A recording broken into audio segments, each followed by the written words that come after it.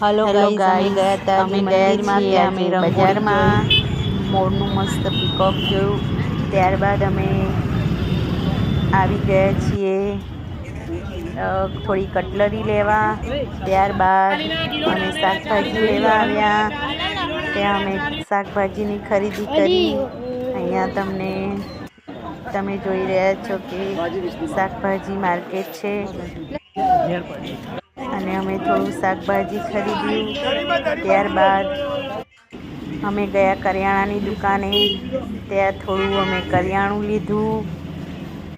કરિયાણું લઈને અમે આવ્યા. પેટને ભૂખ લાગી ગઈ હતી તો દાબેલી ખાવા માટે. તમે જોઈ શકો છો મસ્ત મજાની દાબેલી. અને અમે પછી દાબેલીનો નાસ્તો કર્યો.